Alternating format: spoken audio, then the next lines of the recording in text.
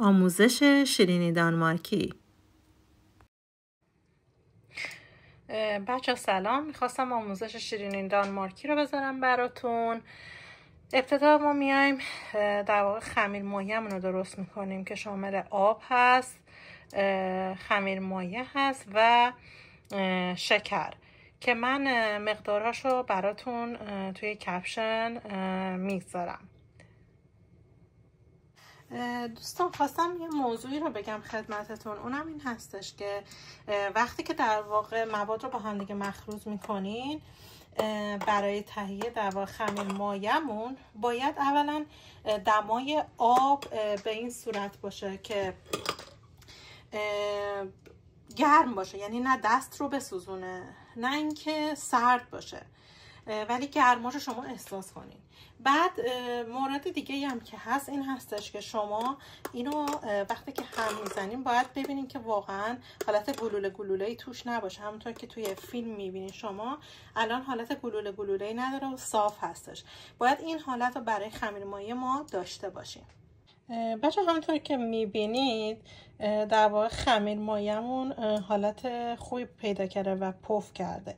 حالا ما آرد داشتیم که باید در واقع به این خمیر مایه اضافه کنیم و بذاریم 5 تا 10 دقیقه بمونه که بتونیم بعد به موادمون اضافهش کنیم. بچه اینجا آرد رو به خمیر مایه‌مون اضافه کردیم و میذاریم یه 10 دقیقه بمونه و مجدد به خمیرمون اضافه میکنیم. بچه موادی که لازم هستش برای تهیه خمیر دانمارکی من اینجا گذاشتم براتون. شیر هست، روغن مایه هست که من همیشه از روغن زیتون استفاده میکنم، اینجا از روغن زیتون استفاده کردم. آرد سفید هست، شکر و تخم مرغ و کمی نمک هست که میزان ها رو توی کپشن باز گفتم بهتون بگم که براتون نوشتم توی کپشن. حالا مراحل رو براتون میگذارم.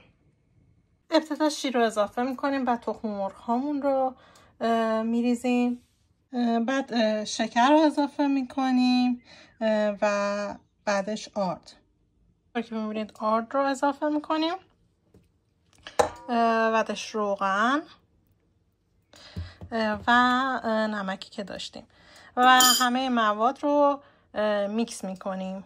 و بعد هم میایم در واقع اون خمیر مایه‌ای که درست کردیم و گذاشتیم که قوام اومده رو به موادمون اضافه میکنیم و میذاریم حدودا 10 دقیقه با این حالت هم بخوره و حالت خمیری مناسبی پیدا کنه، بافت مناسبی پیدا کنه.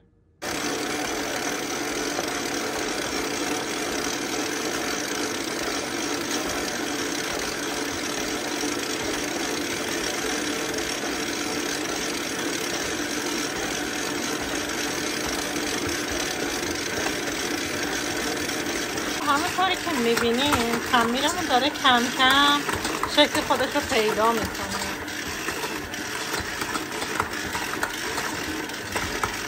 همونطوری که میبینید دیگه خمیر ما شکل کاملش رو گرفته و در واقع ما باید دیگه همزن رو خاموش کنیم. که این مرحله گرفتیم که حدودا 10 دقیقه طول کشیده تا به این مرحله برسه خمیرمون. دوستان همونطوری که میبینین خمیر ما دیگه الان آماده است و ما باید داخل یه سیلیکون بپیچیمش و به مدت 20 دقیقه تا نیم ساعت توی یخچال بذاریم.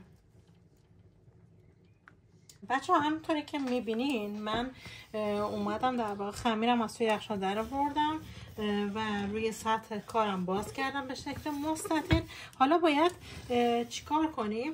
ما باید در واقع بیایم اینا رو به صورت لایه‌ای روی هم بیاریم و مجدد داخل یخچال بذاریم. اگر دمای خونتون خنک هستش میتونین بیرون هم بذارین. مجدد این رو ما در واقع روی هم دیگه تا میکنیم و به مدت 10 الی 20 دقیقه، حالا بستگی به دمای خونتون داره یا یخچال، میذاریم. اگر دمای خونه خنک هست که خب داخل خونه میذارین، اگر نه که توی یخچال باید بذارین و داخل یک سیلوفون میپیچیمش و میذاریمش در جای خنک باشه به مدت 10 الی 20 دقیقه.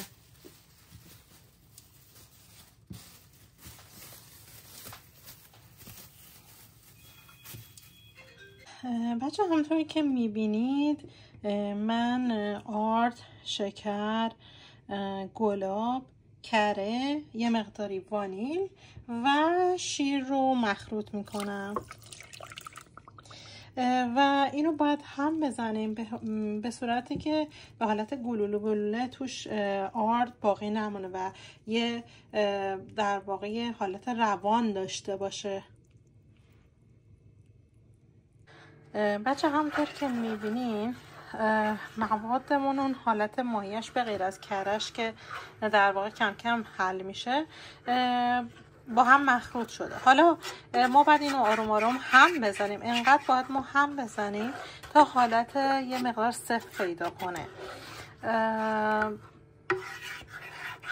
به هم زدن اون ادامه میدیم تا کاملا سفت بشه موادمون.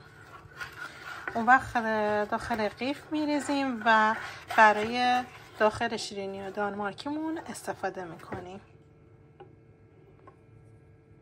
بچه همینطور که میبینین کم کم داره این موادی که در واقع ما برای شیرینی دانمارکیمون درست میکنیم سفت میشه. ما همینجوری هی به هم زدن ادامه میدیم تا به حالت سفت تقریبا در بیاد که من نشون میدم بهتون که به چه صورت در میاد.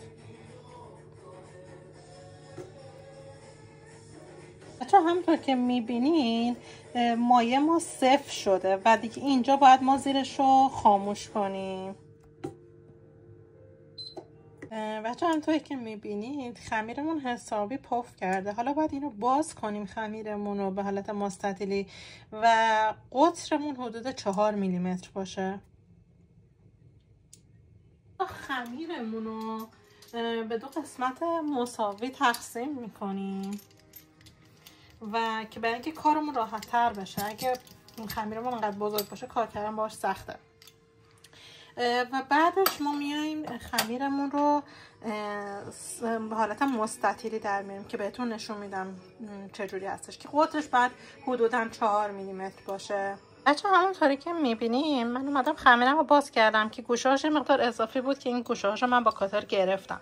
حالا میخوام الان نوع در واقع شکل دهی بهش رو بهتون آموزش بدم. بچه همونطور که میبینیم من دارم برش میزنم به اندازه های مساوی با کاتر.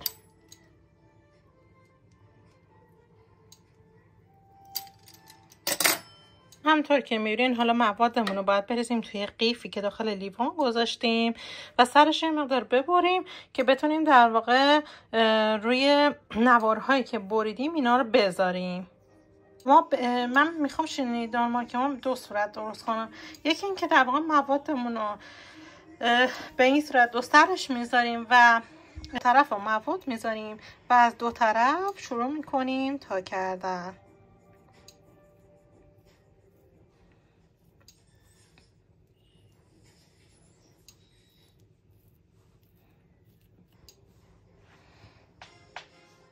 به این صورت در میاد.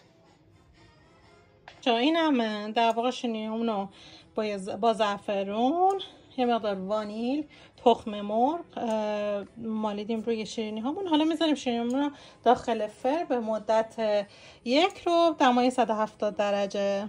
بچه این هم از شیرینی های ما از فر درشون آوردیم و گفتم که براتون فیلمش رو بذارم. حالا الان باید یه شربتی درست کنیم و روی این شیرینی هامون بدیم. بچه اینم نتیجه کار، شیرینی هایی که درست کردیم به چه رنگ و خوش رنگ و خوش طعم. دوستان مدل دومی رو که من گذاشتم در واقع به همین صورت نواری خمیر رو میبریم و اون موادی که داخل شیرینی دانمارکی میذاریم روی سطح اون نوارها میریزیم و به صورت لوله‌ای حلقه میکنیم و داخل قالب‌های کاپ کیک میذاریم.